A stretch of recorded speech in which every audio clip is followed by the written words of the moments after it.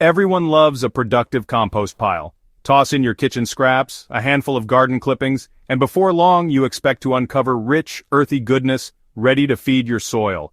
But what happens when your compost pile starts to stink, sag, and become more swamp than soil? If you've ever dumped in a generous batch of fruit peels, grass clippings, or fresh plant waste, only to find your pile turning slimy and slow to break down, you're not alone. The problem? Too many greens. Sometimes, even the most well-intentioned compost pile can tip out of balance. When you add too many fresh, nitrogen-heavy materials, what we call greens, things can get a little out of hand. That's when you'll notice unpleasant smells, a wet or slimy texture, and a pile that just doesn't seem to decompose the way you hoped. In this guide, we'll dig into the science and symptoms of overly green compost.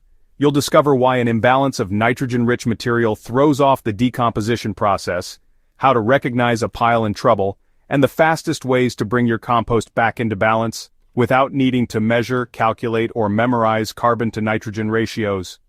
Just simple signs, sensory checks, and intuitive solutions passed down by observant gardeners over the years. What are greens, and why do they matter?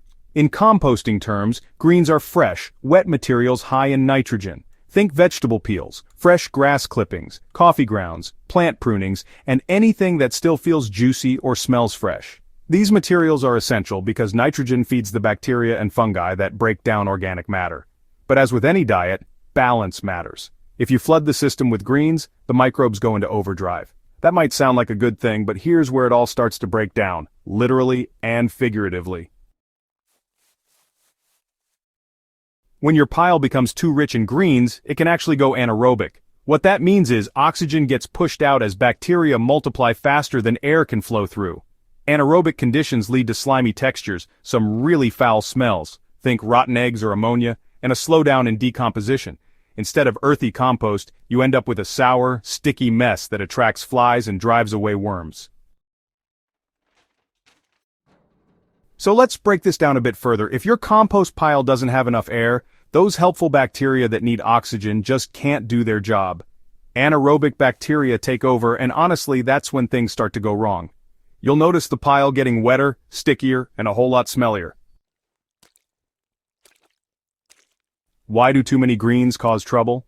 Well, compost really needs air to work well. The organisms responsible for decomposition thrive in oxygen-rich environments. Greens are wet and heavy, which means when too many are added at once, they can mat down and exclude air. Without enough airflow, aerobic bacteria die off and anaerobic microbes take over. These microbes produce methane, hydrogen sulfide, and other foul-smelling gases. The pile may start to resemble a soggy swamp or a compost stew, and honestly, nothing good grows from there. Adding too many greens also locks up moisture.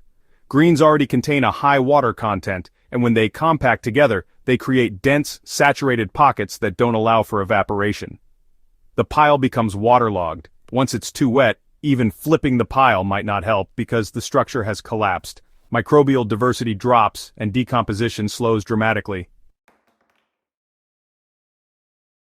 How to recognize a compost pile with too many greens. The first clue is the smell. Good compost smells earthy and rich. If it suddenly smells sour, rotten, or like ammonia, your greens are overwhelming the system. Next, look at the texture. Is your pile slimy? Do the materials clump together and feel more like soggy spinach than fluffy compost? That's another sign. You might even see puddles forming at the bottom or notice swarms of flies hovering near the pile. Finally, pay attention to temperature. A hot compost pile signals healthy decomposition. But when greens overload the microbial community, they may produce a short heat spike followed by stagnation.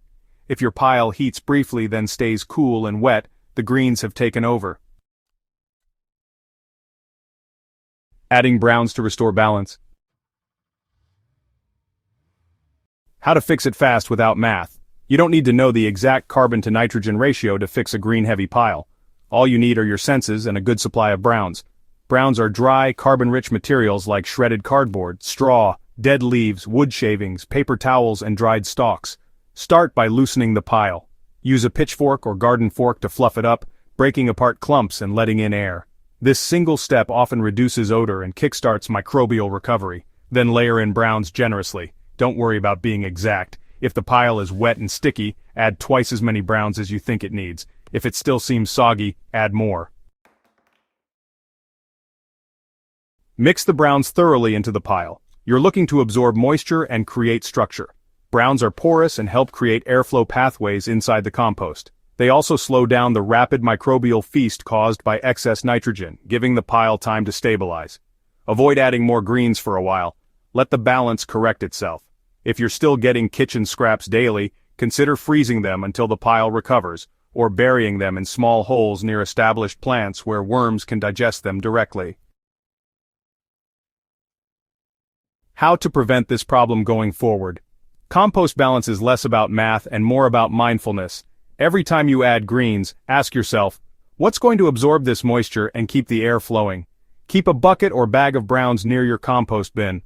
Collect dry leaves in the fall, save cardboard boxes and tear them up, stash shredded newspaper, or gather straw from a local farm. Then, whenever you toss in something green, toss in some brown with it. Think of it like building a sandwich, alternate wet and dry layers. Alright, so if your compost is mostly kitchen scraps, make sure you're layering those with dry materials regularly. A small layer of shredded paper or wood shavings on top of every kitchen deposit keeps odor down and airflow up. And if you mow the lawn and collect bags of fresh clippings, don't dump them all into your compost at once. Let them wilt for a day or two, or mix them with dried leaves before adding them to the pile. These simple steps really help keep your compost healthy and balanced.